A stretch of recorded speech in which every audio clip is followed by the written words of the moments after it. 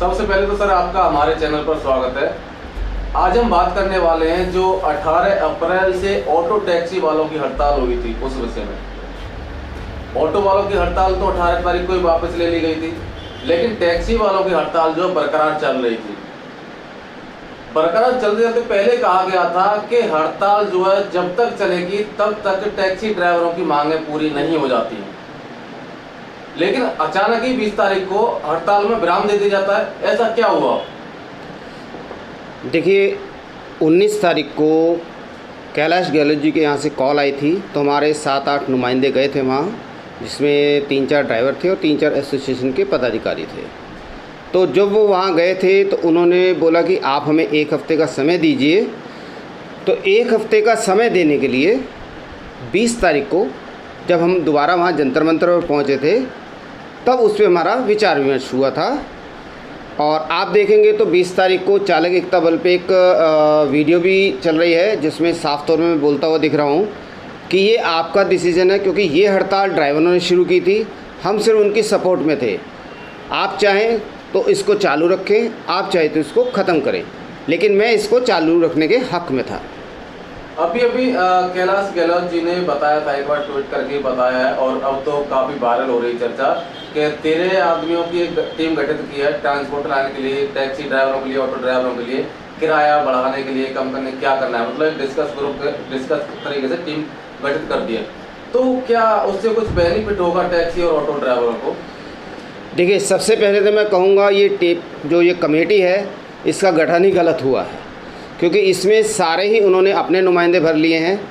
कोई भी संस्था, एसोसिएशन, संगठन का कोई भी नुमाइंदा नहीं लिया है, और ना ही कोई विपक्ष का आदमी लिया है, क्योंकि जब तक कोई विपक्ष का आदमी नहीं होता है तब तक उस पर कोई भी अच्छा विचार विमर्श नहीं होता है।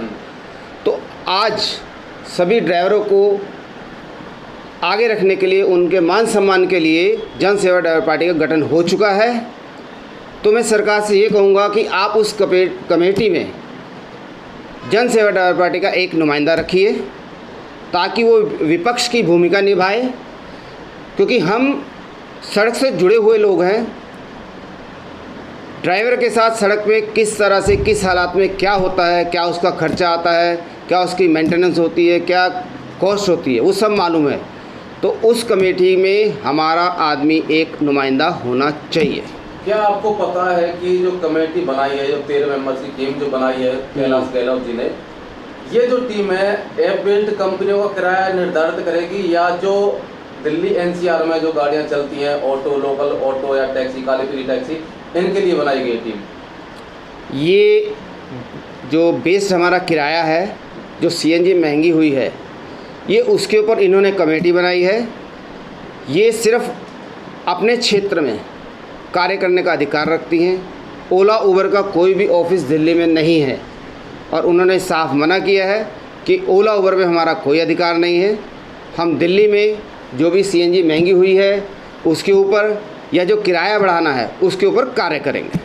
उसके लिए तो टैक्सी ड्राइवरों ने बहुत कोशिश करी, हड़ताल पर बैठे थे, लेकिन हमें यही समझ में नहीं आ रहा है कि आखिर हुआ क्या। 5 मिनट पहले यहाँ पे पूरा खेल एकदम बिगड़ जाता है कि 5 मिनट पहले तो लोग हाथ उठा रहे हैं कि हाँ हम अभी हड़ताल को जारी रखेंगे, लेकिन 5 मिनट के बाद ही पता चलता है कि हड़ताल का एंड हो चुका है। क्या आप 20 तारीख की, मैं फिर दोबारा से कहूँगा, वीडियो देखें और गौर से देखें। उसमें पूरा लाइव रिकॉर्डिंग है कि जिसमें सब ड्राइवर भाई ने हाथ उठा के बोला है कि हड़ताल जारी रहेगी। ये तो समझो कि ड्राइवरों के साथ में एक धोखा हो रहा है, यानी कि अपने ही अपनों को लूट रहे हैं। मतलब इस तरीके से क्या, मतलब एक वीडियो समझो कि हम भी वहाँ पे थे, इस तरीके से मान लो ड्राइवर ही ड्राइवर को लूटने लग जाएगा तो क्या होगा? इस पर नेगेटिव इफेक्ट जाता है सर, साफ बात है। बिल्कुल, इसका जो है बुरा बर्ताव जाता है, बुरा प्रभाव जाता है ड्राइवरों पे, क्योंकि वहाँ पे आप देखेंगे, खुद मेरे हाथ में माइक था और मैंने बोला था कि ये टोटल ड्राइवरों का डिसीजन है, क्योंकि ये हड़ताल ड्राइवर ने कॉल की थी, हम उसके समर्थन में थे कि आप इसको चालू रखना तो चालू रखिए। इवन मैंने वहाँ पर ये भी बोला था कि हड़ताल का संदेशा आया कि हड़ताल 1 हफ़्ते के लिए विराम दीजिए, हड़ताल दे दीजिए, लेकिन जंतर मंतर पे धरना कायम रखिए, उसको कंटिन्यू रखिए, ताकि हमारे कुछ रिप्रेजेंटेटिव वहाँ पे डेली बैठे रहें, सरकार को ये एक मैसेज आए कि हमारे कहने पे हड़ताल वापस हो गई है, लेकिन धरना चालू है। अगर हम मांगे नहीं मानेंगे तो ये धरना दोबारा से हड़ताल में कन्वर्ट हो जाएगा। लेकिन 5 मिनट के अंदर क्या हालात बने वो मुझे खुद अभी तक समझ में नहीं आए। अगर वो कहीं लाइव रिकॉर्ड होते तो शायद वो चीज़ मैं भी समझ पाता या आप भी समझ पाते। हमें सूत्रों से कुछ पता चला था कि कुछ ड्राइवर भाइयों की गाड़ियां भी डैमेज हुई, कुछ गाड़ियों में पंचर कर दिए गए, ड्राइवरों के साथ हाथापाई भी की गई हड़ताल को लेकर। जो लोग गाड़ियां चलाते मिल जाते थे उनकी गाड़ी को डैमेज कर दिया था। उनके नुकसान की भरपाई कौन करेगा? जब 3 दिन के लिए हड़ताल ही करनी थी तो पहले बता दिया होता। देखिए, सबसे पहले ये एक शांतिपूर्ण हड़ताल थी और हमने खुद कहा था कि कोई भी किसी की भी गाड़ी कोई नुकसान नहीं पहुंचाएगा, कोई तोड़फोड़ नहीं करेगा। और इवन मुझे नहीं पता आपके सूत्रों से कहाँ से मालूम पड़ा, लेकिन मेरे पास हमारी संस्था कोई भी ऐसी कॉल नहीं आई है कि किसी ड्राइवर भाई का कहीं कोई नुकसान हुआ हो। ये बिल्कुल पहली बार ड्राइवरों ने अपील की थी, ड्राइवरों से अपील की थी और ये शांतिपूर्ण हड़ताल और धरना था। अगर सरकार के बताए अनुसार 7 दिन में समाधान नहीं होता है, 7 दिन के अंदर मांगे पूरी नहीं होती हैं, तो क्या ये हड़ताल दोबारा होगी? दोबारा टैक्सी ड्राइवर हड़ताल करेंगे? क्या है? देखिए, सरकार ने जो 1 हफ्ते का समय मांगा था वो मेरे ख्याल में 25 तारीख को समाप्त हो जाएगा। 26 तारीख को हम सभी आपस में बैठ के एक मीटिंग करेंगे, तय करेंगे कि सरकार को डिसीजन दे रही है। अगर नहीं दिया है तो हमें आगे क्या करना है। तो आप सभी को उसके लिए 25 या 26 तारीख तक का इंतज़ार करना पड़ेगा, जैसे सरकार को हमने वादा किया 1 हफ्ते का। अच्छा, जो ड्राइवर समाज है हिंदुस्तान का वो 2nd लार्जेस्ट टैक्स पेयर समाज है। इसमें आप A to Z सभी गाड़ियों के ड्राइवर को इंक्लूड कर सकते हो, चाहे वो ऑटो हो, टैक्सी हो, टेम्पो हो, ट्रक हो, कोई भी हो।